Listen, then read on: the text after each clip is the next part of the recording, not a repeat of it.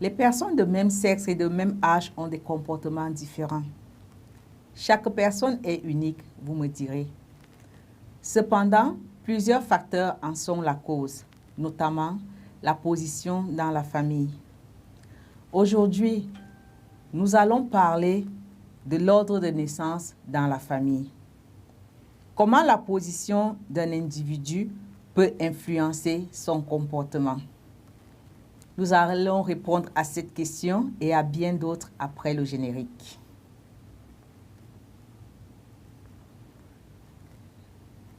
Générique.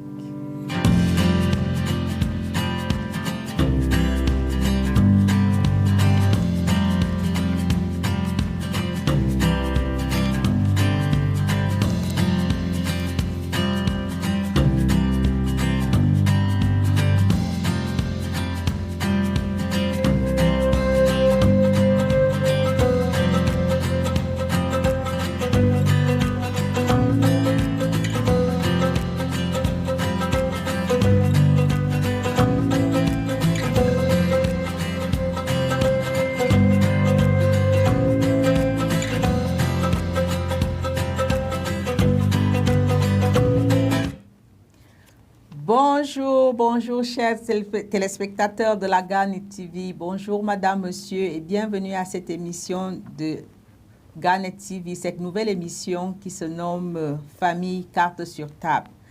Une émission qui analyse et clarifie les différents aspects de la famille. Pour cette première émission, nous avons l'honneur et le privilège de recevoir sur ce plateau une dame dynamique de la francophonie albertaine, spécialiste dans le comportement, professeur à l'université. J'ai nommé le docteur Hélène Flamand. Bienvenue, docteur, et bonsoir. Merci de nous honorer de votre présence à ce plateau. L'honneur est pour moi. Merci de l'invitation. Merci. Alors, vous êtes le docteur Flamand, mais on est mieux servi que par soi-même. Est-ce que vous pouvez nous présenter qui est le docteur Flamand? D'accord. OK. Je vais commencer par mon parcours académique. Mes enfants vous diraient que je ne suis pas un vrai docteur, parce que je ne soigne pas des malades. J'ai fait un baccalauréat et une maîtrise en psychologie à l'Université Laval. J'ai gradué de cette maîtrise en 91. J'ai pratiqué un peu comme psychologue par la suite. Je suis retournée sur les bancs de l'école en 2001 pour faire un doctorat en psychologie scolaire parce que ça s'est adonné que un de mes premiers boulots en psychologie était dans les écoles. Je suis tombée en amour avec le chant. Et je suis allée me spécialiser par la suite. J'ai travaillé après, mon parcours m'a amené en Arizona. C'est là où je demeurais, c'est là où j'ai fait mon doctorat à ce moment-là. De retour au Canada, j'ai pratiqué dans les écoles francophones. Éventuellement, depuis 2011, je suis devenue enseignante au campus Saint-Jean. Et j'ai gardé une petite pratique privée, concentrant surtout sur l'évaluation psychoéducationnelle dans le privé. Donc, de temps à autre, je fais encore des évaluations. Quel beau parcours, docteur Flamand. Et là... Parcours académique. Oui. Autrement que ça, je suis aussi auteure de livres pour enfants, vous savez. Oui. Et puis, j'ai eu moi-même 2 enfants. Ils m'ont beaucoup appris. Alors, oui, c'est à peu près... oui. Alors là, vous êtes le sujet parfait, comme étant responsable de famille, avoir géré les familles, mais aussi pour avoir été prof. Je rappelle que le docteur Flamand m'a tenu dans plusieurs cours, notamment celui de la famille. Alors, on ne peut que dire merci pour ces multiples chapeaux que vous portez. Alors, docteur Flamand, pour aller droit dans le mille, là, lorsqu'on parle de famille, quelle est la définition que vous pouvez donner? C'est quoi la famille pour vous? Mais il y en aurait deux, en règle générale. Alors, la famille, comme on l'entend habituellement, c'est la famille, ce sont nos proches. Alors, on vient au monde au sein d'une famille, donc ce sont nos parents, nos frères et sœurs, et aussi qui vit dans notre maisonnée, incluant parfois des personnes des générations précédentes, si vous avez un concept de famille plus élargi. Ça peut être votre clan au complet. Mais quand on fait référence à ce type de famille-là, habituellement, c'est votre famille d'origine. Mais il y a aussi une autre famille, et c'est celle que vous fondez quand vous êtes adulte, la famille de procréation. Il y a la famille qu'on choisit aussi. Alors, parfois, on intègre dans nos proches, parmi nos proches, des gens avec qui on n'a pas de lien sanguin. Mais c'est habituellement, quand on parle de famille, on parle de nos proches avec qui on a des liens de sang, évidemment, oui. D'accord. Alors, je retiens qu'il y a plusieurs types de familles. Oui. Et on est libre d'appartenir à plusieurs familles, à plus d'une famille à la fois. Oui. OK, donc c'est un peu aussi dans le contexte de la communauté. Oui, effectivement, on peut le voir comme ça, oui. OK. Mais moi, j'aimerais qu'aujourd'hui, qu'on parle beaucoup plus de la famille dans le sens lien de sang, famille nucléaire. Et là, ça me fait justement vous poser la question que lorsque deux personnes se rencontrent, c'est un couple, n'est-ce pas? Oui, généralement, c'est hommes et femmes. Oui. Mais à un moment donné, ils ont envie d'agrandir la famille. Et là, on sort du petit cadre restreint du couple et on s'avance vers la famille nucléaire. Et est-ce qu'il y a un changement? Est-ce qu'il y a une adaptation par rapport à ça? Est-ce qu'il y a une évolution psychologique de partir du couple là où vous étiez deux à celle qui va accueillir un enfant? Absolument. Les rôles et les responsabilités sont revisités. J'ai aussi tendance à dire aux gens, ça c'est le test suprême pour le couple. Alors c'est quand vous avez des enfants qui est vraiment le test pour savoir si vous êtes fait pour vivre ensemble. Malheureusement, beaucoup de gens ne discutent pas de leurs attentes. Alors, qui dit devenir parent dit aussi avoir un rôle dans l'éducation des enfants, avoir un rôle aussi pour maintenir l'unité familiale. Comme vous l'aviez appris dans votre cours, la famille est un petit peu une entreprise et les gens doivent faire leur part et fonctionner ensemble. Dans la société très pluraliste dans laquelle on est ici au Canada, en Alberta, nous venons de différentes parties, parfois du monde. Nous avons des attentes différentes sur ce que ces rôles veulent dire. Beaucoup de gens n'en ont pas discuté avant d'avoir leurs propres enfants. Donc, ils étaient un couple, ils étaient en amour par-dessus la tête, ça marchait, etc. Et là, tout d'un coup, ils doivent tout renégocier. Là, ça devient plus important. C'est à qui le tour de faire la vaisselle. Donc, c'est qui va se voir se réveiller la nuit pour... qui devrait faire quoi, okay, si vous voulez, à l'intérieur du couple. Et là, évidemment, les questions de ces attentes-là sont très fortement conditionnées par la façon dont vous avez été éduqué, les modèles que vous avez eus, votre culture, aussi ce qui est attendu normativement dans la culture à laquelle vous avez été élevé. Donc, si vous venez, par exemple, comme vous savez, moi-même, je m'étais mariée à l'extérieur de ma culture. Les attentes étaient très différentes. Et parfois surprenante. Alors, si vous n'en avez jamais discuté, alors, quelle est votre philosophie aussi? Comment vous allez éduquer vos enfants? Ça vient avec des valeurs. Alors, si vous ne les avez jamais discutées, vous allez peut-être être quitte pour beaucoup de disputes, oui.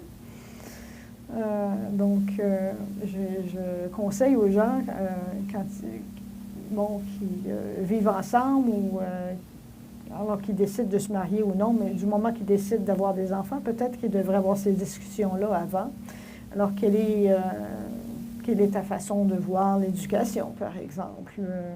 Ou quelles sont tes attentes de rôle en tant qu'homme et femme? Ici, si je regarde la génération de mes propres enfants, par exemple, le rôle entre les deux genres sont très, très peu différenciés.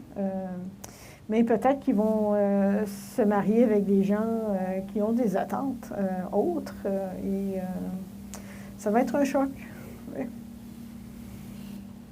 Wow. Pour eux, oui.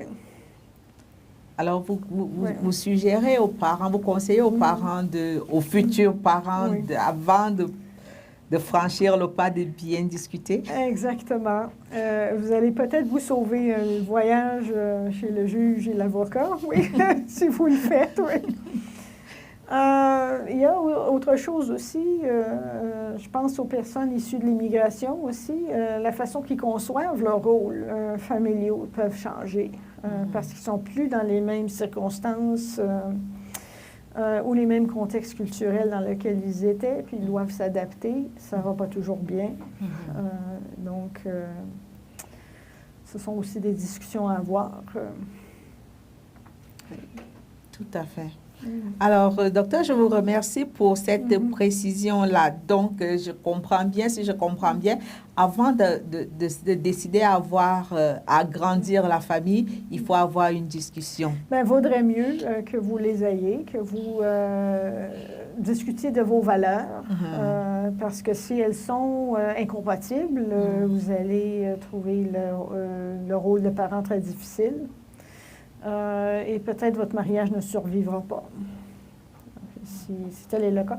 À part la façon si vous regardez les causes de divorce, pourquoi les gens ne restent pas ensemble, justement, l'éducation des enfants et les partages du rôle de parents, et comment on vit le rôle de parent est une des raisons numéro 1. C'est suivi par la façon dont on dépense l'argent du foyer. Okay. Mais c'est vraiment en tête de liste. Alors, quand les gens divorcent, par exemple, pour incompatibilité, c'est souvent incompatibilité. Ces incompatibilités-là arrivent souvent dans le contexte de leur rôle de parent. Oui. OK, ça c'est bon à savoir. Et maintenant, lorsque l'enfant arrive, est-ce que cela a un impact psychologique sur l'enfant d'abord et sur le parent? Bien, vous êtes maman aussi. Oui, de 4 enfants. Oui. C'est une responsabilité qui est à 24 heures sur 24, même si on le sait peut-être d'une façon abstraite. Ça devient une situation qui est vraiment réelle. Oui. Je ne sais pas si vos enfants sont encore avec vous. Moi, j'en ai encore un qui a 21 ans. Ils sont avec moi. Et mon rôle de parent n'est pas fini. Évidemment, il a évolué. Quand on a des petits bébés, c'est extrêmement exigeant. Ils dépendent complètement de nous. Maintenant, évidemment, notre rôle s'ajuste, se transforme avec la maturité de l'enfant et ses besoins. Mais très certainement, oui. Et puis, ça demande aussi que le conjoint ou la conjointe connaissent des modifications dans leur rôle et leurs attentes. On ne peut pas passer le temps de la même façon en couple quand on n'a pas d'enfant que quand on en a, vous savez, ne serait-ce que qu'on veut sortir ou prendre une vacance ou même avoir juste une pause. On n'a jamais une pause complète avec des enfants, vous savez. Donc, les enfants ont des exigences immédiates aussi, donc le conjoint des fois doit attendre ou la conjointe et pas toujours passer en premier par moment. Oui. Donc, ce sont voilà, des changements et des ajustements que chacun doit faire. Oui. OK. Et au niveau de l'enfant, est-ce que est-ce que ça pèse? Est-ce qu'il y a un rôle? Est-ce que je veux dire, est-ce que c'est un métier d'être enfant? Mais non. C'est pas un métier, mais vous savez qu'être enfant, justement, je viens de terminer d'enseigner le développement de l'adolescent. J'enseigne encore des cours. Quand j'enseigne au campus, mes cours ont beaucoup rapport avec le développement. C'est pas la même chose d'être un enfant à une époque qu'à une autre, ou dans un contexte culturel ou dans un autre. Oui. Les personnes, même si je me place dans un contexte temporel autre, je pense à mes propres parents. Dans l'époque de mes propres parents, les gens avaient des enfants pas parce qu'ils en voulaient, mais parce que c'était ce qui arrivait. Quand vous vous mariez, la contraception a changé tout ça, évidemment. Donc, l'option d'avoir ou ne pas avoir d'enfants, premièrement, était sur la table. Elle n'était pas dans le passé. Alors, les gens, quand il y avait des enfants, il y en avait parce que, pas nécessairement parce qu'ils en voulaient, mais parce qu'ils en avaient besoin, parce qu'ils travaillaient au champ, ou ils travaillaient manuellement, ou il y en avait besoin pour les aider. Pour les aider à la maison, pour les aider dans l'entreprise familiale. Donc, si on a des enfants ici de nos jours, c'est habituellement parce qu'on les veut, pas parce qu'on a besoin d'eux pour qu'ils fassent des choses pour nous. Donc, ça change un peu les dynamiques. Ça change aussi les demandes qu'on leur fait au niveau de leurs responsabilités personnelles. Oui. OK. Là, une idée me vient en tête là. Quand je me projette dans mes souvenirs là, je me souviens que des enfants, des derniers nés des familles ont parfois un comportement un peu plus olé olé par rapport aux aînés. Et c'est aussi la même analyse qu'on peut faire par rapport peut-être aux enfants uniques, c'est aussi une autre dynamique. Est-ce que vous avez une explication à cela? Oui, en fait, vous faites référence à l'ordre des naissances des enfants dans la famille. Et ça, c'était un théoricien qui s'appelait Adler qui avait soulevé ceci. Adler, c'est pas une théorie qui est super scientifique, que je vous le dis tout de suite. Mais Adler était un clinicien, il travaillait avec des familles, il avait constaté certains phénomènes que, évidemment, dépendant de votre position dans la famille, votre position de naissance, entre autres, ceci avait un impact sur les attentes qui étaient posées sur vous. Les responsabilités qui vous étaient imparties, votre pouvoir aussi à l'intérieur de la famille. Puis, je vous dis de faire attention parce que souvent, ce sont des rôles psychologiques. Mais je vais vous l'expliquer dans leur contexte le plus... bon, quand on dit premier, deuxième, dernier ou enfant unique, ceci peut être une position réelle dans une famille, mais on va discuter aussi de la question que ça peut être une position psychologique, et c'est une position qui peut changer aussi. On attend des aînés très souvent beaucoup plus de responsabilités. Alors imaginez-vous, vous devenez parent pour la première fois, vous l'avez vécu. Combien d'expérience vous aviez comme parent quand vous avez eu votre premier enfant? Probablement 0. Non, aucune expérience. C'est la même chose pour tout le monde. Oui. Donc, vous avez eu votre premier enfant, évidemment, et puis ensuite votre deuxième, troisième. Quatrième. Oui, moi, j'en ai eu que 2, donc c'est ça. Et moi-même, j'étais produit de 2 seulement. À la naissance de votre deuxième enfant, votre premier enfant avait déjà quelques mois, quelques années, peut-être. Oui, c'est ça. Donc, était dans un niveau de maturité qui n'était plus un petit bébé. Vous avez eu des attentes, sans doute, envers elle, alors qu'elle soit la grande sœur ou le grand frère, si c'est un jeune. Donc, oui, donc qu'elle soit plus raisonnable, qu'elle montre l'exemple. Et peut-être qu'elle fasse, dépendant de l'écart d'âge aussi, peut-être qu'elle prenne certaines responsabilités vis-à-vis frères et sœurs plus jeunes. Oui. Donc, on s'attend souvent de l'aîné qui soit plus responsable.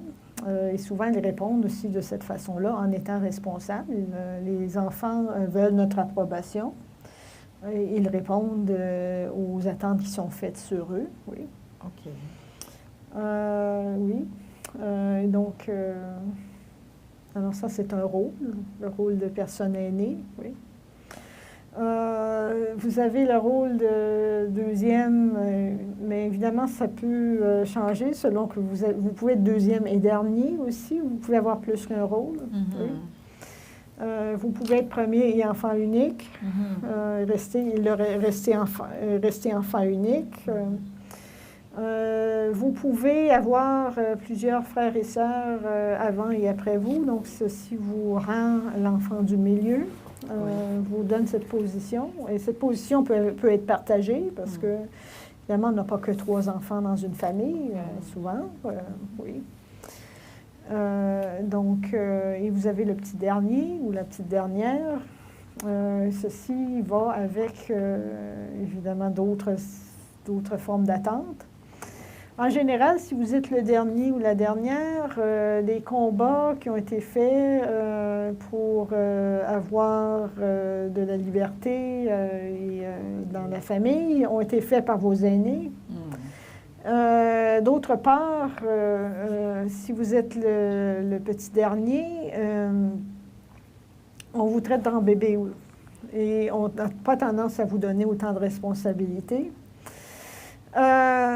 Ça peut être vécu par les aînés de façon...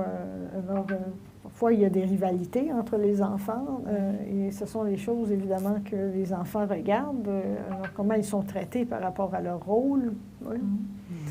Alors, si vous êtes l'aîné, je pose souvent ces questions-là à l'intérieur de mes cours justement de développement, à savoir quelle était la position de mes étudiants dans leur famille, comment ça les a affectés. Et ceux qui étaient les aînés me disent souvent, bien, il fallait que je donne l'exemple, il fallait que je sois plus responsable. Ceux qui étaient les derniers me disaient qu'ils n'étaient souvent pas pris au sérieux dans la famille. Ceux qui étaient les enfants du milieu se sentent souvent oubliés et parfois doivent rivaliser avec l'aîné parce que pour une position pour se faire remarquer des parents. Donc, c'est une situation que les enfants qui suivent l'aîné aussi vivent. Bref, ils ont tous quelque chose à redire sur leur position. Et malheureusement, ils ne la choisissent pas. Elle leur est assignée, oui. Les positions peuvent changer aussi selon l'évolution de la famille. Vous pouvez avoir été le deuxième ou le troisième dans une famille et si vous avez un très large écart entre vos aînés et vos aînés sont partis de la maison, vous allez peut-être être de facto devenir l'aîné pour les enfants qui suivent. Évidemment, les familles ne restent pas toujours ensemble. Nous vivons parfois des recompositions dans les familles. Donc, vous allez peut-être avoir si vous êtes un enfant d'une famille recomposée, vous allez peut-être échouer avec un rang complètement différent que ce que vous aviez à l'origine. Parfois aussi, les aînés ne sont pas capables de jouer leur rôle. Je pense, entre autres, aux enfants aînés qui naissent avec des handicaps sévères. Et le rôle de responsabilité est souvent attribué au deuxième et non pas au premier. Oui. C'est pour ça que je vous dis que ce sont des positions psychologiques. Donc, des fois, les parents se remarient, refont, comme je vous dis, on recompose une famille. Donc, les rangs sont à refaire. Et parfois aussi, il y a un écart tel entre les premiers et les derniers que les enfants du milieu ont des positions d'aînés. Donc, voilà, s'ils ne vivent plus avec la famille, quand ils ont quitté la famille nucléaire, les positions sont imparties aux enfants suivants. Oui. Oui. Donc, ce ne sont pas des positions fixes. Oui. Okay. Oui. Les parents doivent faire attention parce que, qu'ils le veuillent ou non, ils ne traitent pas leurs enfants de la même façon. Et indépendamment de la position de l'enfant aussi, il y a différentes raisons pour lesquelles ça arrive. Le tempérament, le besoin d'encadrement de l'enfant est très différent. Il y a des jeunes qui s'autogèrent très bien tout seuls. Il y en a qui ont besoin de beaucoup plus d'encadrement. Donc, ceci est indépendant aussi de la position familiale, oui. OK. Moi, j'ai particulièrement vécu cette dynamique de... Je suis partie initialement, je suis enfant du milieu, mais lorsque mes aînés sont tous partis, je me suis retrouvée seule avec des parents qui sont allés en retraite, parce que je suis parmi les derniers nés de mes parents, ils étaient déjà proches de la retraite. Alors, je me suis retrouvée en train de jouer le rôle d'aîné. Et à un moment donné, il y avait comme... cette petite rivalité lorsque les vrais aînés revenaient. Oui. J'avais du mal à récupérer ma place d'enfant du milieu parce que je me comportais comme leader et je ne voulais pas leur céder la place. Non, effectivement. Il y a des rivalités qui peuvent durer une vie entière entre les enfants. Les parents doivent faire attention à être justes autant que possible dans la mesure qu'ils traitent leurs enfants. Oui. C'est très difficile parce que même quand ils le sont, des fois, ce n'est pas toujours perçu comme ça dans les yeux des enfants. Oui. D'accord. Tout de suite, là, me vient une question. J'ai envie de vous poser la question de savoir...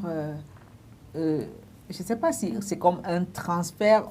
Les enfants se plaignent dans certaines familles que les parents veulent réaliser leurs rêves sur les enfants. Oui, c'est la projection, comme on dit. La projection, voilà. Oui, quand ils ont peut-être des ambitions ou des projets qui n'ont pas été réalisés, ils veulent que les enfants les réalisent pour eux. Ce n'est pas toujours bien vécu de la part des enfants, parce qu'ils savent très bien, ils sentent très bien la pression, oui. Quoi vous dire à ce sujet? C'est quelque chose que j'ai essayé d'éviter avec mes propres enfants. C'est certain que il y a certaines choses que j'aurais voulu qu'ils fassent. Je ne sais pas, ils sont encore jeunes, peut-être qu'ils vont le faire, mais en bout de ligne, c'est leur vie et c'est leur choix et c'est pas toujours facile pour les parents d'accepter que les enfants fassent des choix qui sont différents de ceux qu'eux voudraient qu'ils fassent. Mais, si malheureusement ils ne sont pas capables de vivre ça, ils risquent d'avoir un éloignement au niveau émotionnel de la part de l'enfant. S'ils ne claquent pas carrément la porte, oui. D'accord. Alors, pourquoi est-ce que les enfants, les parents mettent beaucoup plus de pression sur les aînés? Quelle est l'explication psychologique? Parce qu'on s'attend qu'ils soient plus raisonnables, vu leur âge. C'est les plus âgés. Ce qui n'est pas faux, ce qui n'est pas une mauvaise chose en soi, sauf évidemment si les exigences surpassent ce qui est développementalement approprié pour l'enfant, oui. Ça peut être problématique. Oui, j'essaie de me placer en termes de... peut-être à penser à des exemples. Ça dépend de l'âge qu'a votre enfant, oui. Vous ne pouvez pas demander à un enfant, par exemple, qui est encore à l'adolescence, de prendre toutes vos responsabilités au niveau de tenir la maison, alors qu'il ou elle devrait être à l'école encore.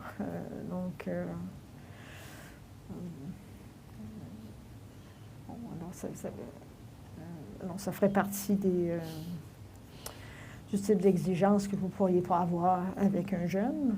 Vous ne pouvez pas non plus, si évidemment on a certaines choses qu'on considère illégales, c'est ce qu'on peut demander à un enfant. Vous ne pouvez pas vous attendre qu'un enfant qui a moins de 12 ans garde ses frères et sœurs plus jeunes. Okay?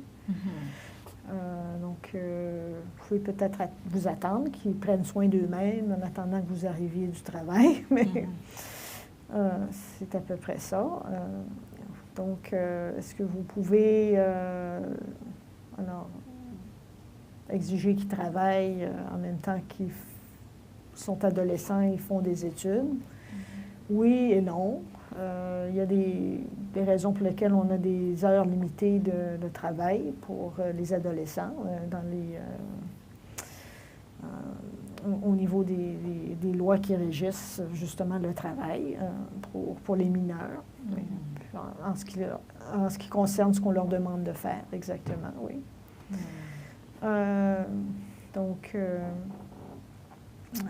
C'est pas de mauvais d'avoir des attentes, loin de là, aussi longtemps que les attentes sont développementalement appropriées, oui.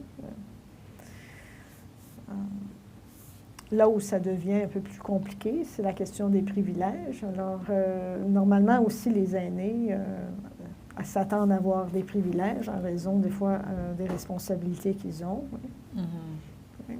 Et ça peut causer des frictions avec les plus jeunes, oui. OK. Alors, merci, Dr. Flamand. Nous allons prendre une pause et on va continuer avec cet entretien juste après notre pause. OK. Merci. Okay.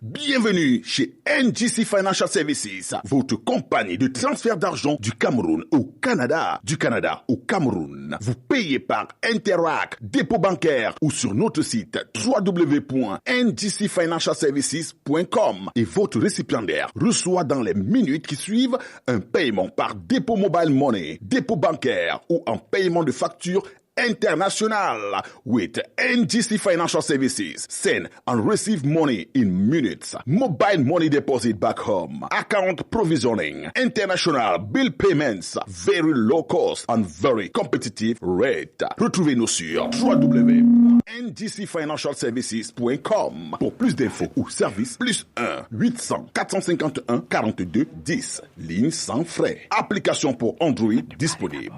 NGC Financial Services. Frais et taux de change incomparables. Je dis bien incomparables. Bienvenue chez NGC Financial Services. Oh, bienvenue une fois de plus à ce plateau de Famille Carte sur Table. Nous reprenons avec notre émission et là, nous allons passer à la page commerciale. J'ai avec moi à ce studio M. Yao Daté qui est le chargé de communication. Bonjour M. Yao et bienvenue à notre émission. Merci bien. Merci Dominique. Comme vous connaissez Dominique, c'est notre directrice. Hein? C'est notre directrice ici à Gannett TV. En fait, je suis là cet après-midi pour vous parler un peu des nouvelles émissions qu'on a à Gannett TV. Comme vous l'avez vu en hiver, on était on avait comme un peu disparu, mais c'était pour mettre en place les nouvelles émissions que vous voyez maintenant.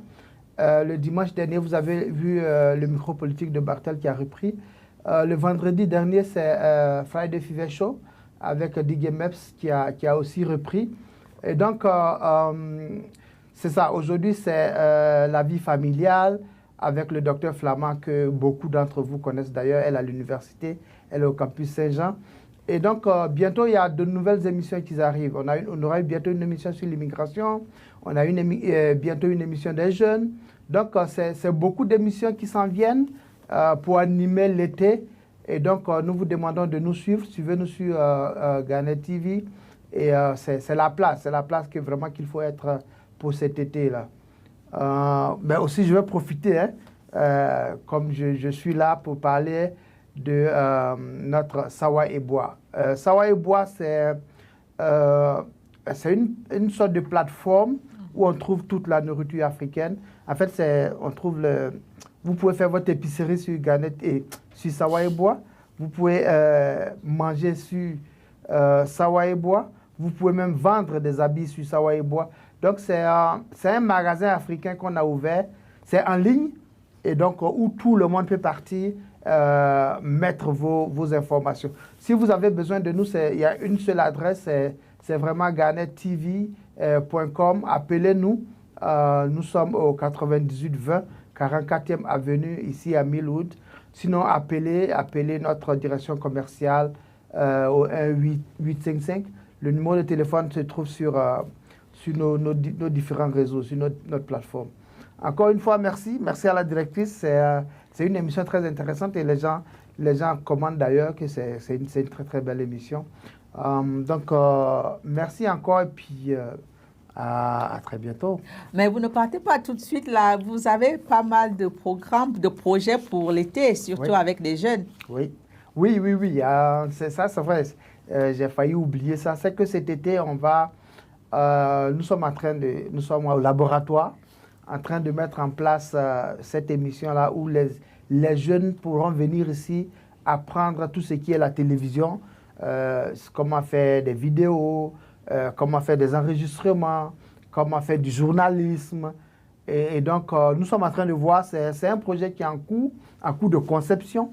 Et donc, on n'a pas encore une idée exacte, mais c'est sûr que nous y travaillons très, très fort en ce moment. Et tout l'été, là, on sera très, très occupé à Gannett TV. Oh, bravo. Ouais, merci bien. Alors, qui peut faire partie de ce programme de vacances? C'est tous les jeunes à partir de 13 ans, 12 ans, on va dire, de 12 à 18 ans, qui aiment la télévision, qui veulent être journalistes, qui veulent faire la vidéographie, qui veulent faire la radiographie, enfin pas la radiographie, mais qui veulent animer des émissions radio. Donc, c'est tous les jeunes. On a vraiment besoin des jeunes et bientôt, ça sera lancé. Nous ferons partie, nous allons contacter certainement le conseil scolaire pour pouvoir rentrer en contact avec les jeunes. Mais comme je dis encore, c'est un projet que nous sommes en train de concevoir. En ce moment, nous y travaillons très fort, puis on espère que ça va très très bien se passer bien. On a la chance, notre technicien fétiche est revenu. Et donc, ça arrange mieux les choses. Hein. Donc, c'est ça. C'est un peu ça. Nous travaillons très, très fort à Gannett TV et ça va être très, très fort bientôt. Nous vous invitons. Venez nombreux sur Gannett TV.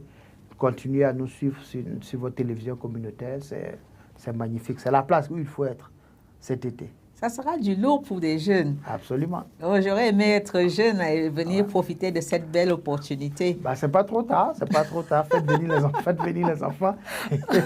Et ils vont vous apprendre en repartant à la maison ce qu'ils ont appris. Oui, faites venir les enfants. Encore une fois, c'est les enfants de 12 ans à 17, 18 ans qui veulent vraiment connaître tout ce qui tourne autour de la télévision. Et surtout que vous allez vous avez parlé de contacter le conseil scolaire? Oui, oui, oui. Nous sommes en train de, comme encore une fois, c'est une idée qui est en train d'être conçue. Il ne faut pas qu'on mette trop d'informations dehors, là, sinon les gens ils vont, ils vont cacher notre idée. Donc oui, l'idée c'est vraiment le projet en cours de conception, puis on y travaille très fort.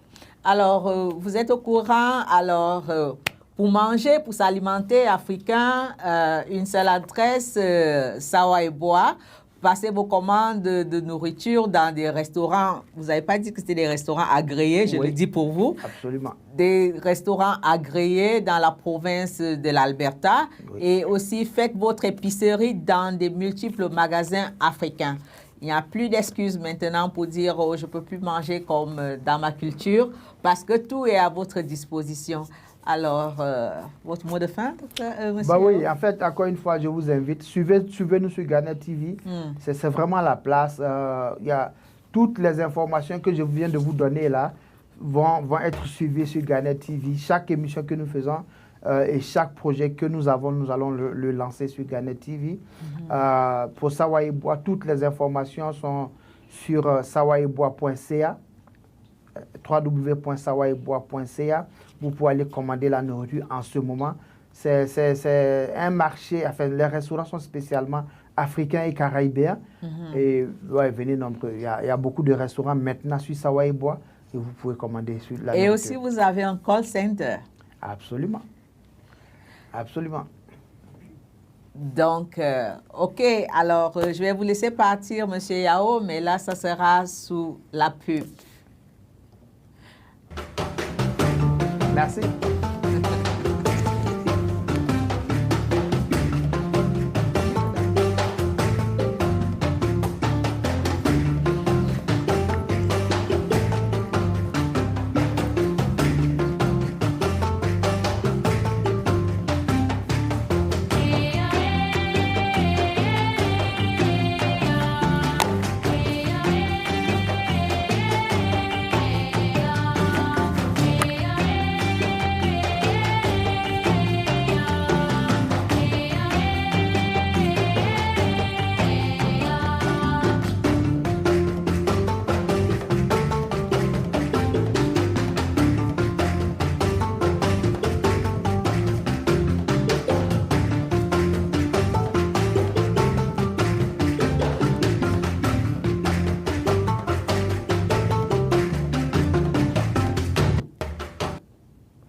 Bienvenue une fois de plus sur ce plateau de Garnet TV à l'émission Famille Cartes sur table. J'invite tous les téléspectateurs de la Garnet TV à se connecter à cette émission riche en informations parce que nous sommes tous issus d'une famille et nous avons tous un rôle à jouer. Alors, il n'y a pas meilleure information que de puiser à la source. Nous avons avec nous le docteur Hélène Flamand qui est psychologue, qui nous explique justement c'est quoi le rôle psychologique des enfants, de la position des enfants dans la famille. Alors, une fois de plus, merci, docteur Flamand, de nous honorer de votre présence. On a parlé des familles, on a parlé de la famille, on a parlé, je récapitule, on a parlé de la famille et de leur rôle psychologique lorsqu'il vient la décision de pouvoir faire un enfant. On a parlé des enfants aussi, de leurs différents rôles psychologiques, de par leur position. Mais là, maintenant, j'aimerais qu'on parle d'un cas assez spécial, l'enfant unique. Oui, c'est une position également. Alors, si vous êtes le seul ou la seule de votre famille, oui, est-ce que ça fonctionne? Oui. OK. On va... Oui. OK. Alors, je disais que j'aimerais avoir plus d'informations sur un enfant assez spécial, celui qu'on appelle l'enfant unique. Qui est l'enfant unique et en quoi il est différent des autres enfants? Oui, c'est une position d'abord, être enfant unique. En quoi il est différent, c'est qu'il n'y aura pas d'autres après lui. Donc, il est à la fois l'aîné et le seul. OK. Oui. Ce qui est unique, c'est qu'il combine des qualités à la fois de l'aîné et du dernier. Alors, quand on parle du dernier, oui, mais bon, l'enfant unique est très souvent habitué à graviter avec des adultes. Alors, il est toujours au centre d'attention des adultes. Donc, en conséquence, il est très à l'aise, souvent, avec le monde des adultes. Par contre, il n'est pas habitué à partager. Okay. Ça peut lui causer des problèmes au niveau de sa socialisation parce que, bon, nos relations frères et sœurs sont nos modèles pour nos relations amicales par la suite. Okay. Alors, on pratique avec à jouer, à négocier avec nos frères et sœurs éventuellement, nous exerçons ces habiletés avec nos amis. Okay. Ils n'ont pas cette opportunité. Donc, ils sont très à l'aise avec des adultes, mais ils sont moins à l'aise dans des interactions où ils doivent négocier ou partager, souvent. Oui. Oh, OK. Alors, l'enfant unique a dans cette position où il est plus à l'aise avec des personnes âgées et moins à l'aise souvent avec les jeunes. Adultes, oui, voilà.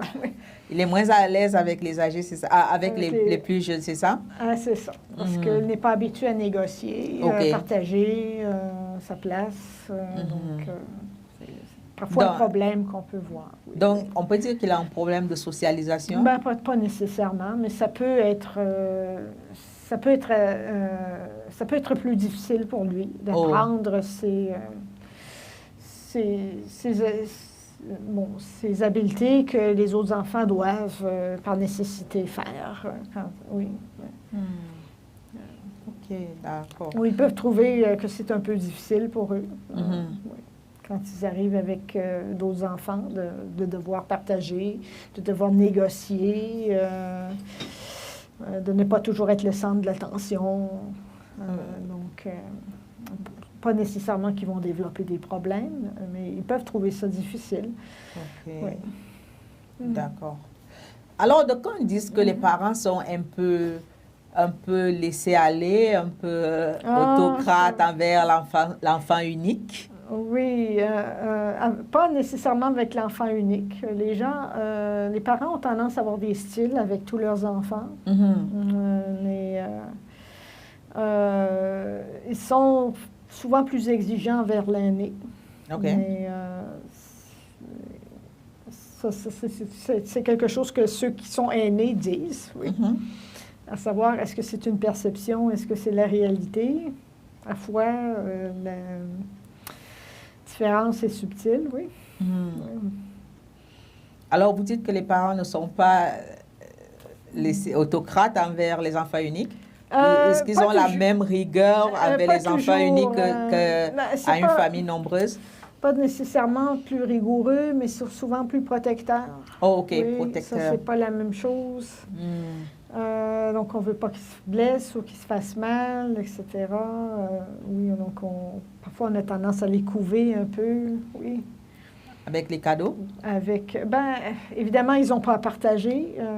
Quand on a plusieurs enfants, vous savez, comme moi, on a les mêmes ressources pour tout le monde, oui.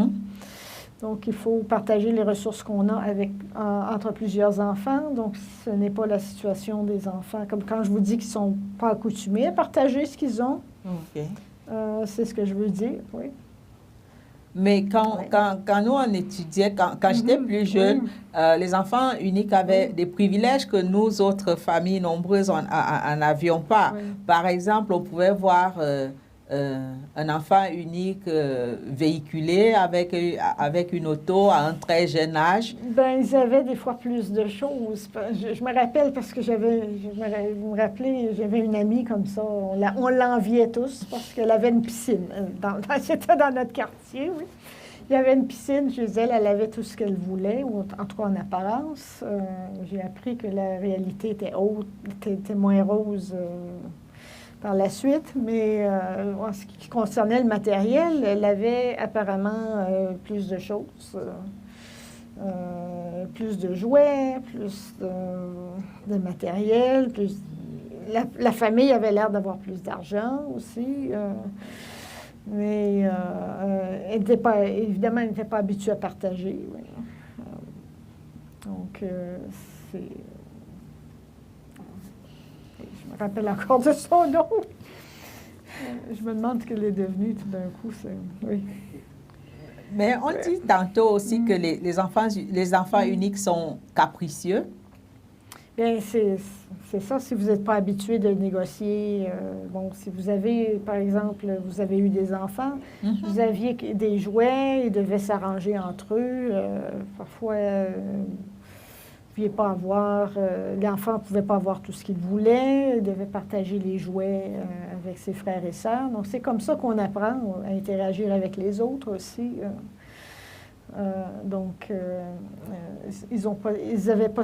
Les enfants uniques n'ont pas cette habitude. Alors, quand ils arrivent en société avec d'autres enfants, à l'école, en garderie, ils doivent apprendre ces comportements que peut-être leurs compagnons ont déjà pratiqués ailleurs, dans leur famille. Oui. OK. Oui. D'accord. OK, donc je comprends. Mais Oui. est-ce que... Ce n'est pas tous les enfants uniques qui ont beaucoup d'argent, remarquez bien, mais quand les ressources ne sont pas partagées entre plusieurs enfants, bon, c'est déjà un avantage, oui, pour eux, du moins matériellement parlant, oui. Est-ce que c'est le fait de ne pas de grandir tout seul à la maison? Est-ce que le fait de grandir tout seul à la maison a un impact au niveau de la socialisation, par exemple, quand ils sont à l'école? Parce que les enfants uniques sont un peu plus réservés par rapport à ceux qui ont pas toujours. des frères et Ils sont sœurs. habitués d'être le centre d'attention des adultes. Quand ils arrivent en classe, ils ne le sont pas, évidemment, oui. Ils doivent apprendre à prendre leur tour, ce qu'ils doivent justement, oui, prendre son tour. C'est pas quelque chose qu'on est habitué à faire quand on est enfant unique. Donc, évidemment, c'est comme n'importe quelle habileté, ça s'apprend. Okay. Mais ils doivent le faire... voilà, ils doivent le faire en société, donc ils n'ont pas eu la pratique, ils n'ont pas eu la chance de pratiquer avec leurs frères et sœurs, ce type d'habileté, oui. D'accord. Et je voudrais poser une question. Un enfant qui a vécu de façon unique et il a toujours été seul, est-ce que l'adaptation peut être facile si cet enfant se marie à quelqu'un qui sort d'une famille où il y avait plusieurs enfants? Je suppose, mais je pense que, je présume, mais je crois que les expériences sont très différentes d'une personne à l'autre. Certainement, c'est possible. S'ils ne sont pas habitués d'avoir des frères et sœurs et leur conjoint ou conjointe a plusieurs frères et sœurs, c'est parfois surprenant pour eux de voir constater les dynamiques familiales des autres. Oui. Ou même de leurs amis en grandissant aussi. Il y en a beaucoup qui m'ont fait cette remarque-là. J'allais chez des amis, je voyais leurs frères et sœurs. Et, voilà, c'était très différent de ce que je vivais. Oui. D'accord, merci, docteur. J'aimerais qu'on revienne un peu sur la famille nucléaire. La famille nucléaire, quand nous sortons de l'enfant unique, on revient à la famille nucléaire. J'ai envie de vous poser la question de savoir, est-ce que c'est la pression que les enfants, généralement les aînés, vivent dans la famille qui peut les pousser à faire des fugues? Qu'est-ce qui est à l'origine? Les fugues, ça c'est plus compliqué. Ce sont plutôt des dynamiques dysfonctionnelles. Oh, OK.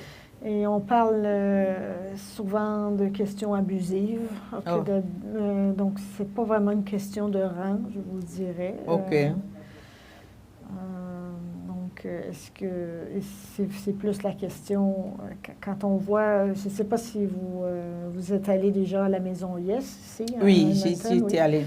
Alors, demandez aux enfants qui sont là, aux jeunes qui sont là, pourquoi ils sont là.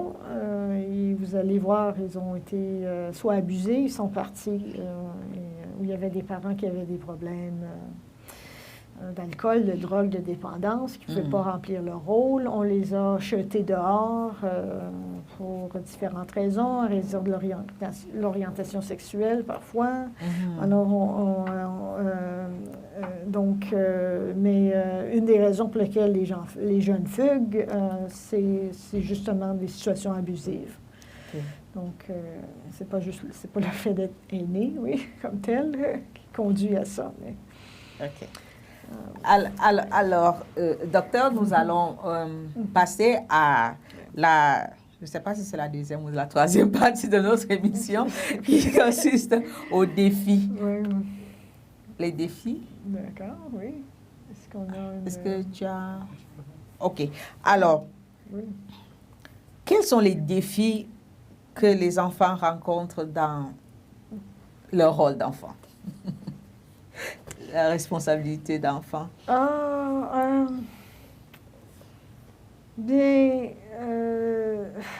Bon, c'est très variable. Premièrement, comme je vous dis, les attentes sont des fois réalistes, parfois non. Okay. Ensuite, elles varient d'une époque à l'autre. Alors, le parent peut avoir des attentes qui étaient correctes ou normales à son époque, mais être jeune en 2022 et être jeune même il y a 20 ans, c'est pas la même expérience tout à fait. Il y a des... si vous voulez parler des défis d'être jeune en général aussi. Oui. Vous et moi, on n'a pas grandi au milieu des médias sociaux. Non. Ou du regard qu'on continue des autres. Donc, ça, c'est une pression qui est vécue par beaucoup d'adolescents. Pas très, très bien vécue. Et leurs parents n'ont pas nécessairement des façons de répondre à ça parce qu'ils ne connaissent pas. Ce sont des réalités nouvelles pour les parents comme moi-même. Alors, j'ai pas, en tant que parent, les réseaux sociaux commençaient, 2005, 2006. Les enfants ont commencé à utiliser des réseaux sociaux. Ils étaient déjà, bien dans l'adolescence. Ils n'ont pas eu un téléphone cellulaire tout de suite. Maintenant, les enfants grandissent avec ça pratiquement dans les mains. Ça a des implications au niveau développemental, ça a des implications aussi au niveau de des limites que les parents devraient poser à cet égard. Ils ne savent pas comment parce qu'ils n'ont pas grandi avec ça. Donc, chaque époque a ses défis et comme parents, on ne les comprend pas toujours, comme vous savez, oui. Et les enfants vont nous le dire, oui. Toi, tu ne comprends pas, tu ne sais rien, etc. Oui, sûrement, vous avez entendu ça à la maison, oui, oui. Effectivement, il faut avoir une certaine humilité comme parent de se dire, non, OK, d'accord, ce n'est pas des expériences que j'ai eues. C'est s'informer. Maintenant, on est plus conscient aussi des dangers que représentent, entre autres, les nouvelles technologies, l'Internet, le jeu excessif. Oui. Et on apprend à mettre des balises ou des limites à nos enfants, beaucoup plus jeunes. Mais pour ceux et celles qui ont grandi, aux mesures que ces technologies-là se développaient, ils n'ont pas appris à s'autogérer, entre autres avec l'utilisation des nouvelles technologies. Maintenant, vous pouvez gérer, par exemple, votre Wi-Fi et décider que la nuit, leurs ordinateurs de vos enfants, leurs téléphones cellulaires sont fermés. Complètement, fermés. Donc, vous avez le pouvoir de faire ça. Ce n'était pas toujours le cas, vous savez, oui. Mais chaque époque a ses défis Exactement. et chaque génération a certaines incompréhensions vis-à-vis de l'autre. Oui, et vice-versa aussi. Exactement. Et je vous dirais aussi par rapport aux rôles parentaux que la façon dont les enfants réagissent aux exigences et l'encadrement qui leur est imposé aussi va conditionner les parents à devoir s'ajuster ou non. Oh. Parce que, oui, ils vont des fois se cabrer quand on leur donne des responsabilités. Parfois, ça leur fait beaucoup de bien. Donc, le rôle de parent n'est pas facile. Et je vous dirais que peu importe la position qu'a eu votre enfant, il y a des réclamations qu'il peut vous faire. Donc, il y a des choses qu'il n'a pas aimées de sa position ou de la façon que vous avez exercé votre rôle en tant que parent. C'est un peu normal, personne n'est parfait. Et ça aussi, on doit l'accepter comme parent, oui. Tout à fait. Vous êtes entré à la dernière partie qui consistait au conseil. Conseil que vous pouvez donner de part et d'autre pour réussir sa famille, aux enfants et aux parents. Oui. Bien, le premier conseil, développer la communication. La communication. Oui, et puis la communication doit aller dans les deux sens. Alors, c'est pas tu m'écoutes et c'est tout. Okay? Donc, l'écoute doit aller dans les deux sens. C'est pas toujours facile si les parents n'ont pas eu cette habitude de se faire écouter eux-mêmes. Dépendant, oui. Les modèles qu'ils ont eus. Oui.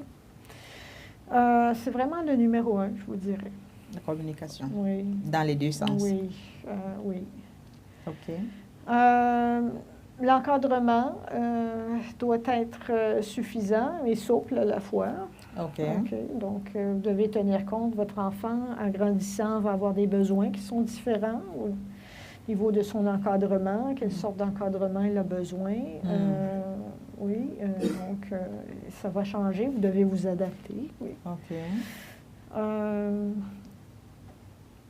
Oui, je ne sais pas quoi d'autre vous conseiller. Est-ce que vous avez des adaptations? Oui.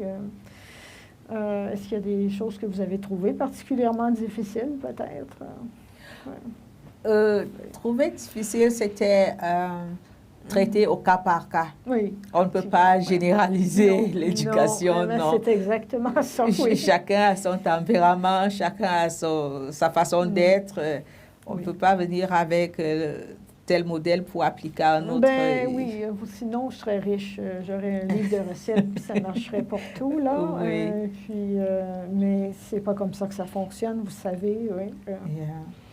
Ça, ce que j'ai vraiment appris avec mes enfants, c'est que vraiment, chaque enfant est unique et c'est au cas par cas. Même s'ils ont des choses communes, ils ont des particularités. Et je pense que le plus important, c'est de tenir en compte les particularités de chacun pour pouvoir tirer le meilleur. Parce que lorsque on essaye d'aller un peu plus avec la pression. Oui, on voudrait les mettre dans un moule particulier, mais ça fonctionne pas. Ils se braquent. C'est ça, ils se braquent. Surtout que de nos jours, on ne peut pas...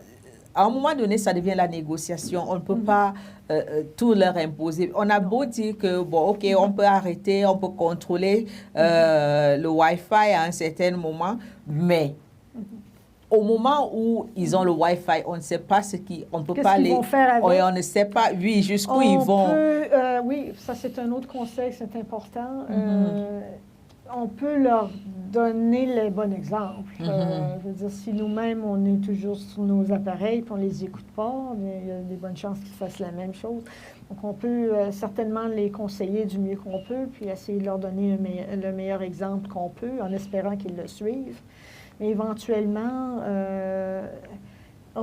j'ai cette métaphore que, vous savez, j'utilisais souvent dans mes cours et je le fais encore aujourd'hui. Alors, être parent, c'est comme entraîner des acrobates au Cirque du Soleil. Oui. Vous vous souvenez de cette métaphore-là? Vous voyez les acrobates, vous allez au cirque, oui. Bien sûr. Les acrobaties sont magnifiques. Puis vous vous demandez, mon Dieu, quel genre doué vous avez dans tes mains. Mais Les parents doivent être comme les entraîneurs du cirque. Alors, avant que les acrobates puissent faire les magnifiques acrobaties, ils sont attachés à un harnais puis il y a un filet en dessous. OK. Et, évidemment, ils vont sauter, ils vont souvent tomber. C'est une position qui est difficile, mais qui doit arriver dans la vie de l'enfant où vous devez enlever le harnais, laisser le filet, puis éventuellement le filet part aussi.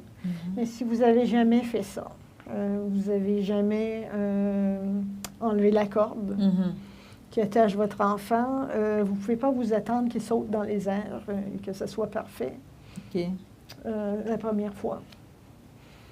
Ça, c'est très bien dit. C'est comme ça. Alors, ils vont tomber.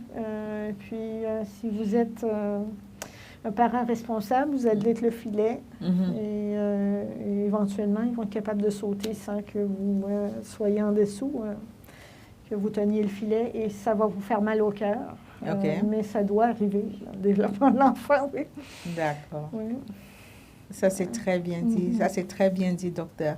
Et une chose que j'ai apprise aussi dans l'éducation des enfants, c'est qu'on ne peut pas être tout le temps rigide. Il faut savoir manier la carotte et le bâton. Éventuellement, ils doivent prendre leur indépendance parce que c'est votre rôle de parent d'en faire des êtres qui sont adultes aussi. Oui. Donc, et d'en faire des êtres adultes, ça veut dire être comme les acrobates du Cirque du Soleil. Éventuellement, il va falloir qu'ils sautent sans que le filet soit là. Qu'ils apprennent de leur expérience. Voilà. Oui. C'est ça. Et si vous ne leur laissez pas cette liberté, puis encore une fois, la liberté vient avec son exercice. Et l'enfant doit vous prouver aussi par l'exercice qu'il peut faire de son indépendance, qu'il est capable, effectivement, d'être indépendant. Alors, au fur et à mesure qu'il vous le démontre, vous allez éventuellement, comme parent, lui donner un peu plus de liberté. Et c'est comme ça qu'à la fin de l'adolescence, la liberté, normalement, est beaucoup plus importante qu'elle l'était au début. Mais c'est un processus qui doit se faire. Il ne se fait pas sans accroc, il ne se fait pas sans dispute. Soyez aussi sans crainte, les parents. Vous allez avoir certaines disputes avec vos enfants. C'est normal. Ils doivent apprendre à s'affirmer aussi de façon appropriée avec vous. Mais c'est leur boulot d'enfant de revendiquer aussi leur indépendance parce qu'éventuellement, vous allez devoir en faire des adultes. Oui, et les laisser aller. Tout à fait. Donc, voilà. Oui. Alors, merci, docteur, de ces précieux conseils pour la famille. Nous avons beaucoup appris. Moi, j'ai beaucoup appris et j'en apprends encore et toujours. Et je vais demander au docteur si elle a un dernier mot avant qu'on se sépare.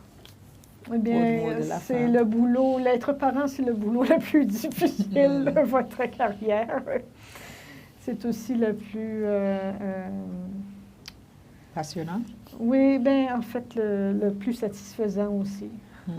Finalement, au bout de la ligne, qu'est-ce qu'on laisse dans notre existence? Quel est notre héritage comme personne? Ce sont nos enfants. Nos enfants. Ils nous sont donnés et il faut en prendre autant soin qu'on peut, oui, le mieux qu'on peut. Oui. Merci. Merci beaucoup. Sur ce mot, nous vous disons au revoir et à la prochaine édition. Certainement, merci. C'est un honneur. Oui. C'est fini? Oui. Yeah. Oui.